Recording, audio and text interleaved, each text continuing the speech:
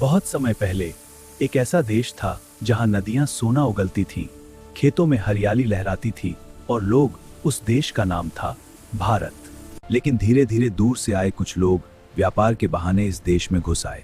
ये लोग थे यूनाइटेड किंगडम से। शुरुआत में उन्होंने सिर्फ व्यापार किया, लेकिन धीरे धीरे उन्होंने भारत की राजनीति, अर्थव्यवस्था और शासन पर कब्जा कर लिया। समय के साथ अंग्रेजों का राज बढ़ता गया। किसानों से भारी कर वसूले जाने लगे,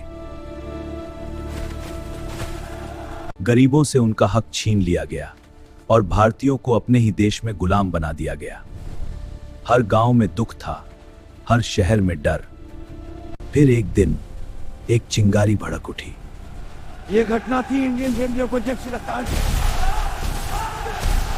भारत माता की जय। सैनिकों ने हथियार उठा लिए, आम जनता ने भी उनका साथ दिया। पूरा भारत जैसे एक आग बन गया। फिर भी इसने लोगों के दिलों में, लेकिन यह विद्रोह सफल नहीं हुआ। समय बीतता गया और 1885 में बनी इंडियन नेशनल कांग्रेस। अब आजादी की लड़ाई को एक दिशा मिली। लोग धीरे धीरे समझने लगे कि अकेले नहीं। महात्मा गांधी, सत्य और अहिंसा से बड़ी कोई ताकत नहीं।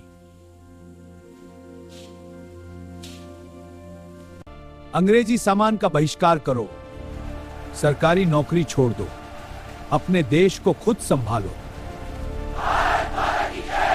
1930 में गांधी जी ने एक अनोखा कदम उठाया। वे समुद्र तक पैदल चले और वहां जाकर नमक बनाया।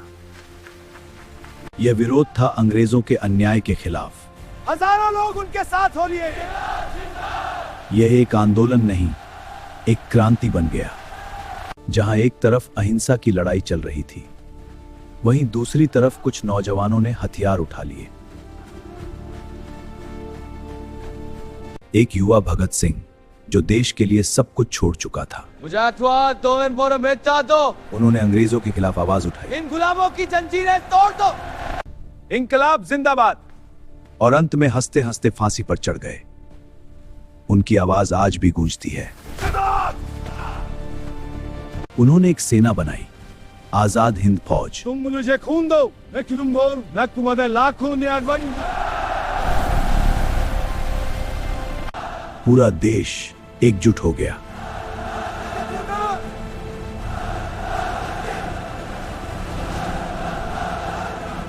द्वितीय विश्व युद्ध के बाद यूनाइटेड किंगडम कमजोर हो चुका था।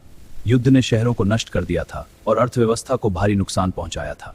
उद्योग, रोजगारी और गरीबी बढ़ गई थी। भारत में बढ़ते आंदोलनों और दबाव के कारण अंग्रेजों को समझ आ गया, अब उन्हें भारत छोड़ना ही होगा।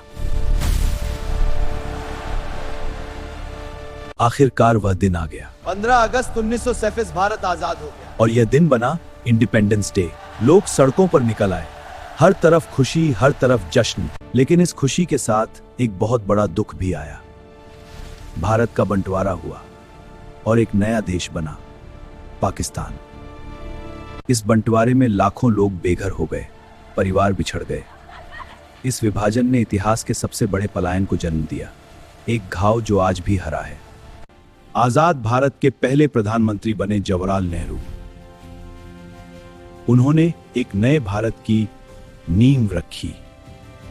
यह कहानी सिर्फ इतिहास नहीं है, यह कहानी है बलिदान की, साहस की और एकता की।